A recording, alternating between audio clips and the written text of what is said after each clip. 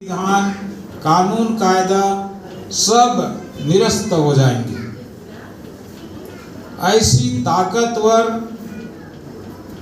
विधा है, ताकतवर साधन है संविधान। संविधान देश की सर्वोच्च नियमावली है। नियम के क्षेत्र में रीति, नीति, प्रथा, परंपरा, विधि, विधान, कानून, कायदा सबसे ऊपर है भारत का संविधान। संविधान सर्वोपरि है, सबसे ऊपर है। जितनी ताकत है देश में उन सभी ताकत से ऊपर है।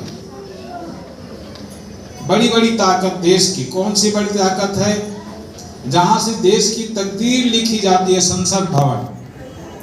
संसद में पहुंचने के लिए बाबा साहब अम्बेडकर ने आह्वान किया था कि सत्ता के इस मंदिर पे कब्जा करो, उंगली दिखाते हुए सत्ता के इस मंदिर पे कब्जा करो, क्योंकि यहीं पर बैठ के देश का तकदीर लिखा जाता है। तो उस संसद से भी और ऊपर है भारत का संविधान। भारत का संविधान सुप्रीम कोर्ट से भी ऊपर है। सुप्रीम कोर्ट का फैसला पूरा देश में लागू होता है, लेकिन उससे भी ऊपर है भारत का संविधान। भारत का संविधान देश में जितने धर्म गुरु हैं, धर्म ग्रंथ हैं, उससे ऊपर है। और राष्ट्रपति से भी ऊपर और प्रधानमंत्री से भी बहुत ऊपर है भारत का संविधान। ताकत के क्षेत्र में, प्रभाव के क्षेत्र में। तो ऐसा संविधान को तो आप सब लोगों ने पढ़ लिया होगा। जिन लोगों ने कम से कम एक बार पढ़ा है वो लोग हाथ उठाएं। मेरी नजर कमजोर है तो मैं 5-6 हाथ देख पा रहा हूं। आप लोग देखेंगे तो हो सकता है सभी लोगों ने हाथ उठाया हो। भारत का संविधान 75 साल से देश में लागू है। भारत के संविधान को अम्बेडकर जी अपने साथ लेके चलते हैं। जहां भी अम्बेडकर की तस्वीर है, अम्बेडकर की मूर्ति है, तो वो संविधान को पकड़े हुए हैं। भारत के संविधान से हम सब लोगों का सारा अधिकार मिलता है। उसी संविधान की वजह से आप लोग नौकरी करते हैं। उसी संविधान के दिए हुए अधिकार की वजह से आप लोग संपत्ति रख सकते हैं घर में। उसी संविधान की वजह से आपको मान सम्मान मिलता है।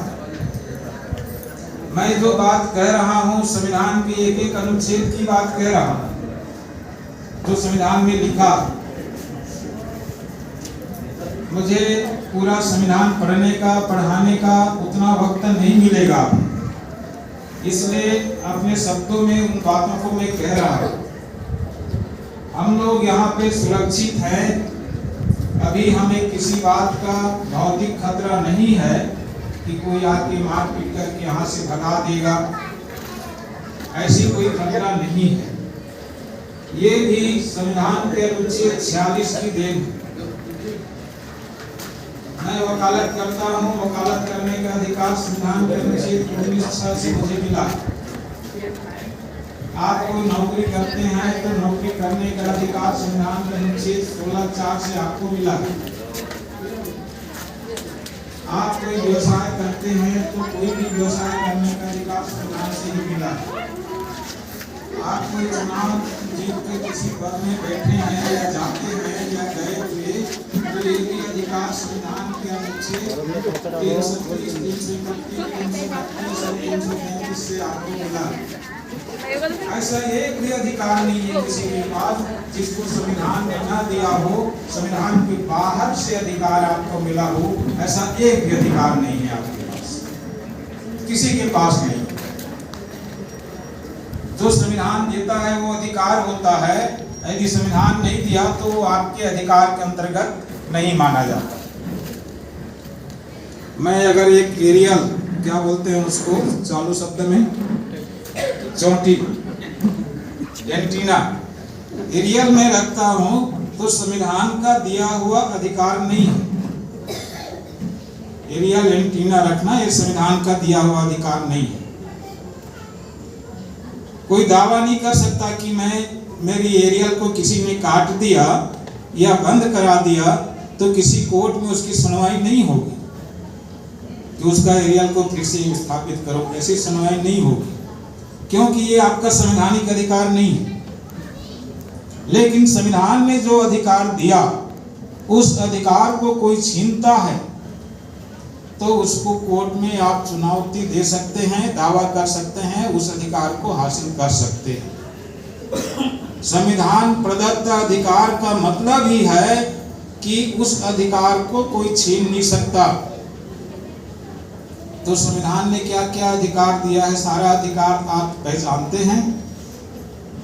75 साल से संविधान है, दुनिया का सबसे अच्छा संविधान है, दुनिया के सबसे बड़े लोकतांत्रिक देश के हम नागरिक हैं, अरे गहरे नागरिक नहीं, बुद्धिजीवी नागरिक हैं, पढ़े लिखे नागरिक हैं, समझदार नागरिक हैं। दुनिया के सबसे अच्छा संविधान, दुनिया के सबसे बड़े लोकतांत्रिक देश में दुनिया के सबसे बड़े बुद्धिजीवी नागरिक पढ़ते हैं, उनके पहुंच के भीतर है, पर वो नागरिक संविधान ने उनको कौन कौन सा अधिकार दिया है आज तक नहीं जानते। सारे अधिकारों की पहचान आपको नहीं है। अब आप पहचानते नहीं तो उसके लिए लड़ोगे कैसे, ये एक सवाल है।